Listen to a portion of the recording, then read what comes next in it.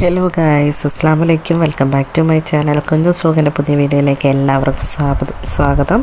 അപ്പോൾ എല്ലാവരും സുഖമായിട്ടിരിക്കുന്നു എന്ന് വിശ്വസിക്കുന്നു. അൽഹംദുലില്ലാ, ഞാനിവിടെ സുഖമായിട്ടിരിക്കുന്നു. അപ്പോൾ ഇന്ന് കുറച്ച് ഫ്രഷായിട്ടുള്ള മീൻ കിട്ടിയിട്ടോ. അതായത് പുഴ മീനാണ്. ഫ്രഷായി പിടിച്ചുകൊണ്ടിരുന്നത് കൊണ്ടുവന്ന് കിട്ടിയതാണ്. അപ്പോൾ വാങ്ങി നന്നാക്കിക്കൊണ്ടിരിക്കുകയാണ്. നമ്മൾ വലിയ പുഴ മീനൊക്കെ ഇതുപോലെയാണ് നന്നാക്കിയെടുക്കുന്നത് കേട്ടോ ഉമ്മ. അപ്പോൾ ആദ്യം സൈഡിലെ മുള്ളും അതുപോലെ തന്നെ മറ്റേ ചെതമ്പൽ കാര്യങ്ങളെല്ലാം കളഞ്ഞ് തലയൊക്കെ എടുത്ത് അങ്ങനെ ക്ലീൻ ചെയ്യാണ്. നിങ്ങൾ ഈ രീതിയിലാണോ നന്നാക്കിയെടുക്കുന്നത് എന്നുള്ളത് ആദ്യം പറയട്ടോ. പിന്നെ ഈ സമയം കൊണ്ട് ഞാൻ കുറച്ച് കൊച്ചുള്ളി അതുപോലെ തന്നെ ഇഞ്ചി, വെളുത്തുള്ളി, പിന്നെ പച്ചമുളക് ഇതെല്ലാം അരിഞ്ഞെടുക്കുന്നുണ്ട്. ഇതെല്ലാം നന്നാക്കി അരിഞ്ഞ് എടുക്കുകയാണ് ഈ സമയത്ത്. ഞാൻ അതിൻ്റെ ഇടയ്ക്ക് വീഡിയോ പിടിക്കാൻ വരുന്നുണ്ട് കേട്ടോ. അതാണ് വീഡിയോ പിടിക്കാൻ കാണുന്നത്. ആദ്യം ഉമ്മ ഈ 2 വശത്തുള്ള കാര്യങ്ങളെല്ലാം കളഞ്ഞ് മുള്ളൊക്കെ കളഞ്ഞതിന് ശേഷം അത് ഇതുപോലെ ചെതുമ്പൽ കളഞ്ഞിട്ട് വെള്ളത്തിലേക്ക് ഇട്ടിരിക്കുകയാണ്. അപ്പോൾ അത് വെള്ളത്തിലേക്ക് ഇട്ടിട്ടുണ്ട്. നല്ല മീനാട്ടോ, ഫ്രഷായി കിട്ടുന്നതുകൊണ്ട് തന്നെ വളരെ നല്ലതാണ്. നമ്മുടെ കയ്യിലൊക്കെ കിട്ടുന്ന മീൻ എന്ന് വെച്ചാൽ എത്ര ദിവസം പഴക്കം ഉണ്ടെന്നുള്ളത് പഠിച്ച റബ്ബിനല്ലാണ്ട് ആർക്കും അറിയില്ല കേട്ടോ. കാരണം എന്താണെന്ന് വെച്ച് കഴിഞ്ഞാൽ അത് പിടിച്ചിട്ട് കുറേ നാളായി കാണും. അതിനുശേഷം അത് നമ്മുടെ അടുത്ത് എത്താനെടുക്കുന്ന ടൈം, അതുകൂടാതെ ഇവർ കേടാകാതിരിക്കാൻ വേണ്ടിയിട്ട് ഫോർമാലിൻ കുത്തിവയ്ക്കുന്നതിൻ്റെ ഒരു പ്രശ്നം, അങ്ങനെയൊക്കെ ആയിട്ട് നല്ല പ്രശ്നമുള്ള മീനാണ് നമ്മുടെ അടുത്ത് കിട്ടുന്നത്. പക്ഷേ എന്നാലും ഒരു ശകലം മീൻ കഷ്ണം ഇല്ലാണ്ട് ചോറ് ഇറങ്ങി പോവില്ല കേട്ടോ. ഞാനങ്ങനെയാണ്. നിങ്ങളതുപോലെയാണോ എന്നുള്ളത് താഴെ കമൻറ്റ് ചെയ്യുക. അപ്പോൾ ഇതുപോലെ നന്നായിട്ട് തന്നെ നമ്മൾ ചെതമ്പലൊക്കെ വലിയ മീനിൻ്റെ ആണെങ്കിലും കളഞ്ഞെടുക്കുക. അതിനുശേഷം ഇതുപോലെ വെള്ളത്തിലേക്ക് മാറ്റിയിട്ടുണ്ട്. അപ്പോൾ അതിൻ്റെ ഉൾഭാഗം മുറിച്ചിട്ട് നമ്മൾ അതിൻ്റെ ഉള്ളിൽ നിന്ന് അതിൻ്റെ വേസ്റ്റ് കാര്യങ്ങളെല്ലാം എടുത്ത് കളഞ്ഞിട്ടുണ്ട്. അതിനുശേഷം ഇതുപോലെ കല്ലിലിട്ട് അതിൻ്റെ ആ ഉളുമ്പ് എന്തെങ്കിലും ഉണ്ടെങ്കിൽ പോകാൻ വേണ്ടിയിട്ട് ഇതുപോലെ തേച്ച് കൊടുക്കുകയാണ്. അപ്പോൾ നല്ലതുപോലെ തേച്ച് കൊടുക്കുക. ഇതുപോലെ നന്നായിട്ട് ഉരുമ്മി കൊടുക്കണം കേട്ടോ. അപ്പോൾ അതിലെന്തെങ്കിലും ഉളുമ്പ് കാര്യങ്ങളൊക്കെ ഉണ്ടെങ്കിൽ അത് നമുക്ക് പോയി കിട്ടും. പിന്നെ ഉപ്പിട്ട് കഴുകും കൂടി ചെയ്ത് കഴിഞ്ഞാൽ അത് ക്ലിയർ ആയിരിക്കും. അപ്പോൾ എല്ലാം നമുക്ക് ഇതുപോലെ നന്നായിട്ടൊന്ന് ഉരുമ്മി കഴുകിയെടുക്കാം. അതാണ് ഇപ്പോൾ ചെയ്തുകൊണ്ടിരിക്കുന്നത്. അപ്പോൾ എല്ലാ മീനും നന്നാക്കി ഇതുപോലെ തിരുമ്മിയൊക്കെ കഴിഞ്ഞ സമയം കൊണ്ട് നമ്മളവിടെ ഇഞ്ചി, വെളുത്തുള്ളി, പച്ചമുളക് ഇതെല്ലാം അരിഞ്ഞ് എടുത്ത് വച്ചിട്ടുണ്ട്. ചട്ടി കഴുകി കമത്തി വെച്ചിട്ടുണ്ട് കേട്ടോ. മീൻ ചട്ടി കഴുകി വെച്ചത് നമ്മൾ കഴുകി വച്ചിട്ടുണ്ട്. അപ്പോൾ ഇതുപോലെ എല്ലാം നന്നായിട്ട് തന്നെ തേച്ചെടുക്കുക. ഒരു പ്രാവശ്യം തേച്ചിട്ടത് വീണ്ടും ഒന്നോടെ എടുത്ത് തേച്ചെടുക്കുന്ന കേട്ടോ. അപ്പോൾ ഇതുപോലെ നന്നായിട്ട് തേച്ചെടുക്കുക. നല്ല പഴക്കമില്ലാത്ത മീനായതുകൊണ്ട് നല്ല രീതിയിൽ തന്നെ ഇരിക്കും. പിന്നെ അതിൻ്റെ കണ്ണിരിക്കുന്നുണ്ടായിരുന്നു, അപ്പോൾ എടുത്ത് കളയുന്നുണ്ട്. പിന്നെ ഇതുപോലെ ചെറുതായിട്ട് മുറിച്ചെടുക്കാം. ഒറ്റ പീസായിട്ട് ഇടരുത്. നമ്മളിതുപോലെ ചെറുതാക്കി മുറിച്ചെടുത്തിട്ട് അങ്ങനെ കറി വയ്ക്കാനാട്ടോ എടുക്കുന്നത്. അപ്പോൾ ഇതുപോലെ കട്ട് ചെയ്തെടുക്കുക.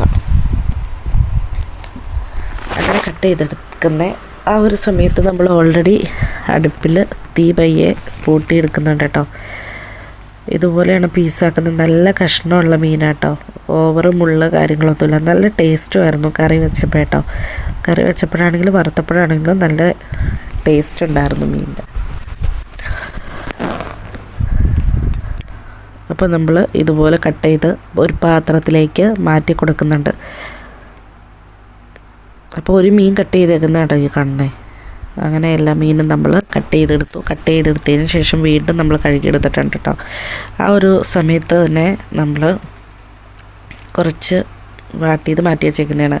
ഉലുവ പൊട്ടിച്ച് കടുകും പൊട്ടിച്ച് അതിലേക്ക് നമ്മുടെ വെളുത്തുള്ളിയും ഇഞ്ചിയും പച്ചമുളകും കൊച്ചുള്ളിയും കൂടി ചേർത്ത് അടുപ്പത്ത് വെച്ചിട്ടുണ്ട്. അടുപ്പത്ത് വെച്ച് അതൊന്ന് മൂത്ത് വന്നു കഴിഞ്ഞപ്പോഴത്തേനും നമ്മളതിലേക്ക് ആവശ്യത്തിനുള്ള മുളക് പൊടി, മഞ്ഞൾപ്പൊടി, കുറച്ച് ഫിഷ് മസാല, കുറച്ച് മല്ലിപ്പൊടി എന്നിവ ചേർത്ത് നന്നായിട്ട് ഇളക്കി കൊടുത്ത് അതിൻ്റെ പച്ചമണം മാറിയപ്പോഴത്തേനും കുറച്ച് വെള്ളം ഒഴിച്ചു കൊടുത്തു. അതിലേക്ക് 2 പുളി ഇട്ട് കൊടുത്തു. പുളി ഇട്ടതിന് ശേഷം ഇതുപോലെ നന്നായിട്ട് നമ്മുടെ മീനിൻ്റെ വെള്ളം നല്ല വെട്ടി തിളച്ചിട്ടുണ്ട്. ഈ ഒരു സമയത്ത് നമ്മൾ അതിൻ്റെ ഉപ്പ് കാര്യങ്ങളെല്ലാം നോക്കി അതിന് ശേഷം നമ്മൾ ഓരോ മീനായിട്ട് അതിലേക്ക് പറക്കിയിട്ട് കൊടുത്തു. കറി വയ്ക്കാനുള്ള മീനെല്ലാം അതിലേക്ക് പറക്കിയിട്ട് കൊടുത്തു. അപ്പോൾ ഇത് ഇങ്ങനെ നമ്മൾ ഇട്ട് കൊടുത്തതിന് ശേഷം നമുക്ക് അവിടെ ഇരുന്ന് നന്നായിട്ട് വെള്ളം പറ്റി കിട്ടണം കേട്ടോ. ഫസ്റ്റിൽ തന്നെ നമ്മൾ തേങ്ങാപ്പാൽ അല്ലെങ്കിൽ തേങ്ങ അരച്ചൊഴിക്കുന്നില്ല. അതാണ് ഈ കറിയുടെ ഇത്. ചിലവർ ഫസ്റ്റിൽ തന്നെ ഒഴിക്കുന്നവരുണ്ട്.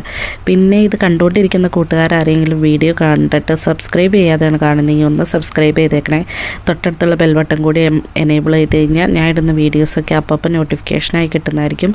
പിന്നെ നിങ്ങൾക്ക് വീഡിയോ ഇഷ്ടപ്പെട്ട് കഴിഞ്ഞാൽ കൂട്ടുകാരിലേക്കും സ്വന്തക്കാരിലേക്കൊക്കെ ഒന്ന് ഷെയർ ചെയ്യാൻ വേണ്ടി മറക്കട്ടെ കേട്ടോ.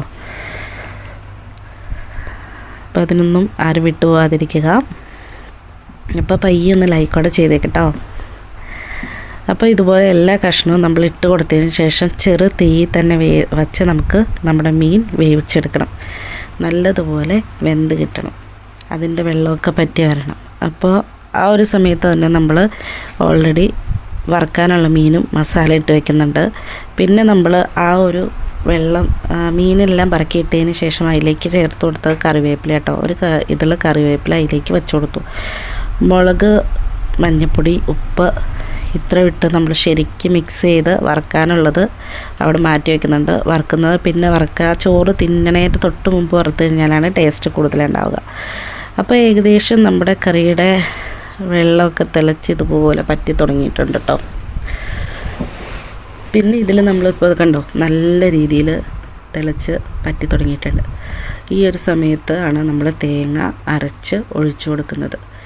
അപ്പോൾ തേങ്ങ അരച്ച് കൊണ്ടുവന്നിട്ടുണ്ട്. അത് നമ്മൾ ഇതിലേക്ക് ഒഴിച്ചു കൊടുക്കണം.